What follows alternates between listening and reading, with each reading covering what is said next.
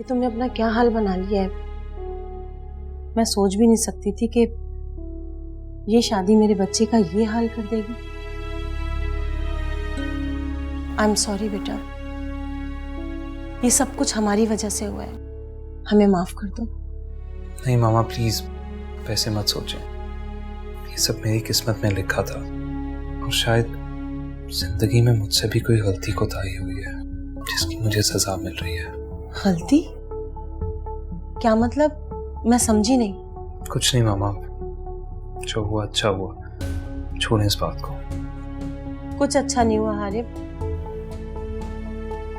तुम जरा ठंडे मिजाज से सोचो, इस शादी के टूटने से हम सब पर क्या असर हो सकता है।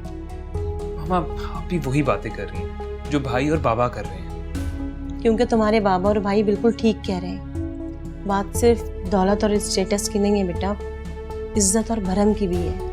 जमान और समदानी का ताल्लुक पिछले 30 साल से है। लोग मिसालें देते हैं इन लोगों की। तो आपको अपने बेटे से ज्यादा लोगों की बातों और लोगों की परवाह है? मुझे लोगों की परवाह नहीं है, मुझे इन दो खानदानों की इज्जत की परवाह है। देखो बेटा, मियाँ बीवी में लड़ाई झगड़े और तकरार तो चलती रहती है, इसका ये मतलब तो नहीं है कि हम रिश्ता ही खत्म कर दें। मामा मैं जानता हूँ कि आप ठीक कह रही हैं, मगर अंबर उन लड़कियों में से नहीं है जो अपना घर बसाना चाहती हो।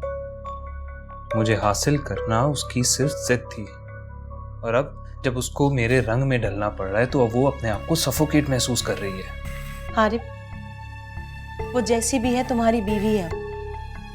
मैं तुम्हें अपनी और हम सबकी जिंदगी खराब नहीं करने दूंगी। मैं खुद बात करती हूँ अंबर से। मामा हारिब प्लीज, तुम्हें मेरी ये बात माननी पड़ेगी बेटा, प्लीज, हम सबके लिए।